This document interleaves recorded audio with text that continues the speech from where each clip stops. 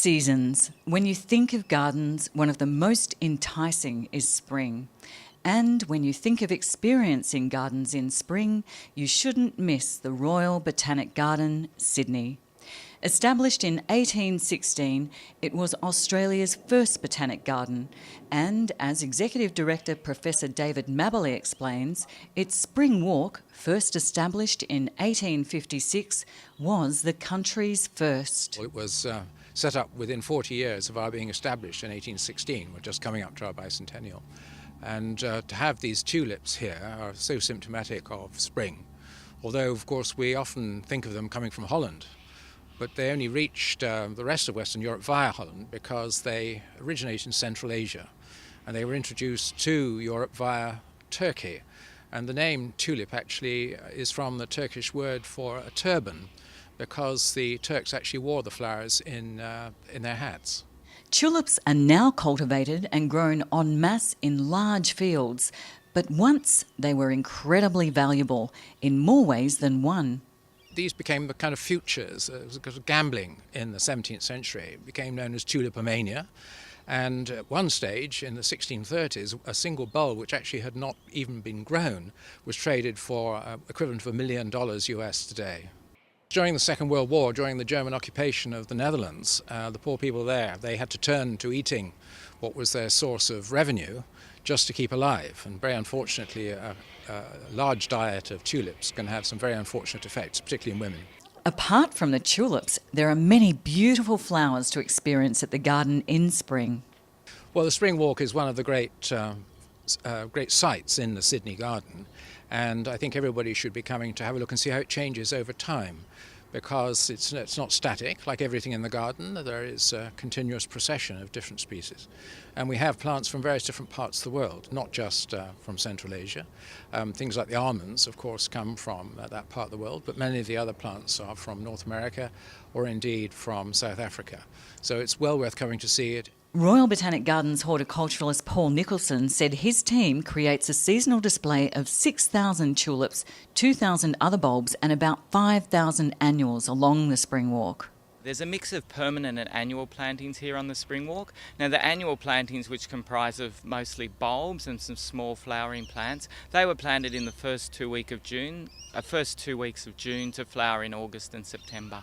It's hoped the Spring Walk will inspire the home gardener with ideas. Look, for us, it's always great to have a bit of flamboyance in spring, and that's true for the home gardener. So things like tulips and pansies are wonderful performers in Sydney, but you have to replant them every year. But things like the ornamental flowering peach, the wisterias and some of the rhododendrons we've got down here, they're terrific things for people to plant in a home garden if they've got a cool, moist spot. There are good reasons why some plants are chosen over others. Okay, we're looking at one of the rhododendrons that we selected here for the Spring Walk, and this is rhododendron Cilia calyx, and this comes from southern China, and you can see it's got this beautiful white fragrant flower. And we chose these kind of rhododendrons for the Spring Walk because of their resistance to some of the diseases that affect azaleas, which is a type of rhododendron in Sydney. And here's another one, Veitchianum, that we also chose. So these were proven performers when we had issues with pests and diseases down here. So when we renovated the Spring Walk, we chose these kind of rhododendrons rather than the common azalea rhododendrons that you see in Sydney. It's always helpful to get some tips about what you can do in the garden.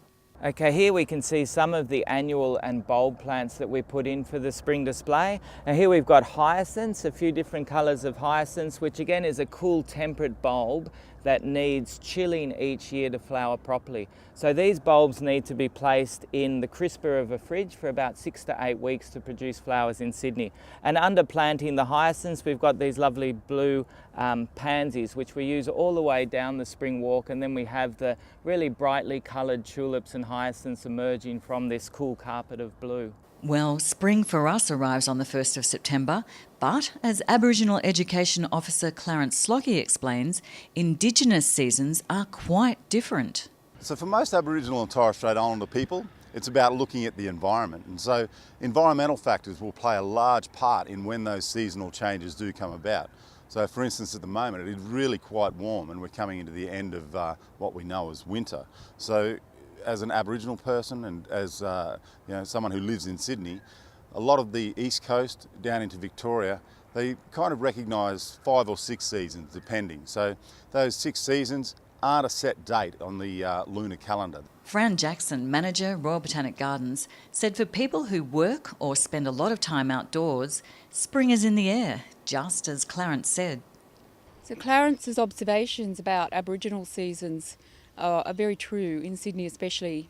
Realistically, if you work outside or even spend a lot of time outdoors, you'd know that we don't have any kind of relevance to European seasons here in Sydney. Sydney's climate is quite remarkable, particularly on the coast, particularly here at the Gardens. We've got quite a subtropical microclimate, and it means we can grow an enormous range of plants here. It means that we can have conifers from relatively cool areas sitting right next to fuchsias or begonias from relatively warm areas, sitting next to acacias from Central Australia. In some ways we have to be a bit careful about how we put plants together, but people do remark on it. People do say this is just astounding. We've never seen the kind of variety that you people can grow outside. We only ever see it in a glass house if we go, to a European botanic garden, or we don't see the range of cooler climate plants that can still grow here. After you've experienced the spring walk, it's really worth exploring the rest of the garden as it sparkles like a jewel on the edge of Sydney Harbour. One of the iconic plants in the Sydney Gardens is the canna lily, and we're standing here in front of a beautiful bank of red canna lilies looking out towards the Sydney Harbour Bridge and the Sydney Opera House and Farm Cove down in the lower part of the gardens. And the canna lilies start flowering in springtime, but they'll flower all the way through summer right into early autumn. And they're one of the distinctive plants that gives Sydney its subtropical feel. The herb garden will be awash with colour and perfused with aromas and perfumes from a multitude of plants, as horticulturalist Angela Matteo explains. This herb garden is going to be an explosion of colour and smells and butterflies and all this abundance of wildlife that will come up with all these plantings that we have carried on during autumn, and even now in the spring. We just prepare a few beds with lots of annual plants, annual perennials like cosmos and queen anne lace that they will attract a lot of beneficial insects for the garden. So that's what you will see, lots of butterflies, lots of lady beetles, and hopefully not many aphids, which are the insect pests that hopefully all the beneficial insects will combat. There's more to the design of the herb garden than what you'd think. This herb garden was designed to show herbs or medicinal plants from all continents from the 5 continents. So we got Europe and Americas, and we got Asia, India, Africa, and also obviously Australia and the Pacific over there. And then we also have representation of culinary herbs and salad greens like lettuces, rocket, and then we also have insecticides. So it's how plants can be used to combat insects or mosquitoes or an insect repellent. We also have a display of perfumery, which is just displays basically a lot of plants that are used in the perfumery industry, like the damask roses, or we also have the pelargoniums, lemon verbena, essential oils that are used in nowadays in perfumery, and you'll be able to smell it when you come here in the spring. There's wonderful things to see and experience at the Royal Botanic Gardens, Sydney, this spring. I think spring's just the best time to visit the Botanic Gardens. Generally in spring it's drier, so it's more reliably sunny. Everything's flowering. We have the most gorgeous spring display here, as you know. Our spring walk looks absolutely fabulous. Our acacia bed's looking really, really great. Our herb garden is just overflowing with herbs and flowers, and the whole place is full of scent, it's full of birds, it's full of everything's happening. It really is like new life again after winter. I mean, our winters aren't particularly cold, but I think that, a few things still go into hibernation here. Don't forget, if you have a garden at home, the Sydney Royal Botanic Garden might provide some inspiration. You come to Sydney, you can see the design elements and you can see the plant combinations that we use. And lots of plants have got labels on them, so take notes, take pen and a piece of paper and write them down.